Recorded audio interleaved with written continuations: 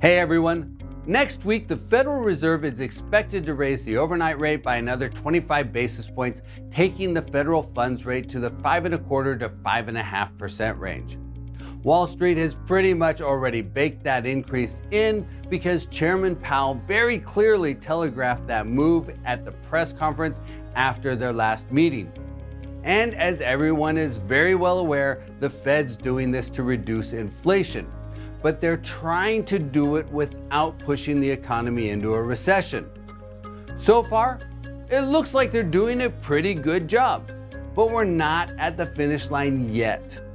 The headline inflation rate has fallen from 9.1% last year in June to just 3%. And the producer price index is down even more, from 11.6% in March 2022 to less than 1% in June this year. Even core PCE, the Fed's favored measurement, has made progress. It runs a month behind the other numbers, but it was 4.6% in May. Slow but steady progress toward the Fed target of 2%, but there's still a ways to go. On the other side of the equation is the economy. Will the Fed be able to achieve a soft landing? We're definitely seeing a loss of economic momentum. Job creation is steadily slowing. In the first half of 2021, the US added 3.3 million jobs. In the first half of 22, about 2.7 million jobs were created. And in the first half of 2023, we were down to about 1.7 million new jobs. That's still very strong. For perspective, between 2010 and 2019, the US added an average of about 1.2 million jobs in the first half of each year. But if you look at the trailing 3-month average job creation trend, you can definitely see a loss of momentum. We're roughly back in alignment with where we were between 2014 and 2017. The trend's also apparent when you look at the seasonally adjusted personal consumption for the first 5 months of each year. In 2021, consumption in the first 5 months of the year grew by an average of 1.2% per month. Then in 2022, it was down to 0.5% per month. And in 2023, the average growth rate through May has been just 0.2% per month.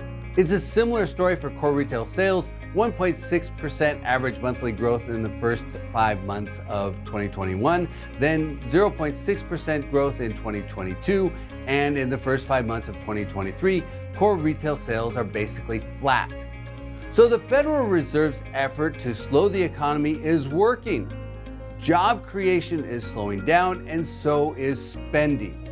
But we're coming to the point where things will become a little tricky. Using interest rates to steer the economy is kind of like steering a giant cargo ship. After you start turning the wheel, it takes a while for the ship to actually turn. And if you turn the wheel too much, the cargo ship will overcorrect, forcing you to spin the wheel the other direction. The Fed started turning the wheel last year. And in the third and fourth quarter, they were spinning the wheel pretty fast, locking in 4 75 basis point rate increases. And we're just now starting to see the arc of the ship turning. What we don't know yet is whether they oversteered. We probably won't know the answer to that question until sometime around the fourth quarter. If they turn the wheel too much, we'll dip into a recession.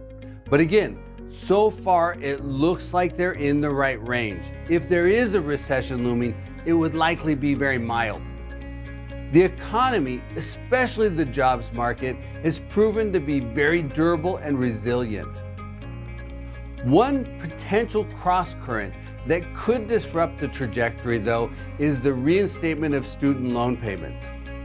Deutsche Bank estimates that when student loan payments start back up, they could reduce consumer spending by about $14 billion per month. That's a reduction of about 3%. So there are some economic risks beyond just the interest rates that could show up in the second half of the year. Still, from the way things look right now, a relatively soft landing is looking increasingly probable, and that's a good thing for commercial real estate.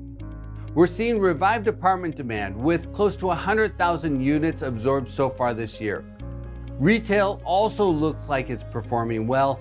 We're still finalizing our second quarter numbers, but preliminary estimates show vacancy is pretty much flat for the first half of the year, about on par with pre-pandemic levels. So in net, the economy is slowing, but a soft landing looks like a real possibility. Structurally, most property types in most markets remain on sound footing. So if rates stabilize and we achieve a soft landing, the underlying demand drivers should reassert, supporting commercial real estate fundamentals. That, of course, will reinforce the longer-term commercial real estate drivers and allow investors to once again focus their eyes on the horizon.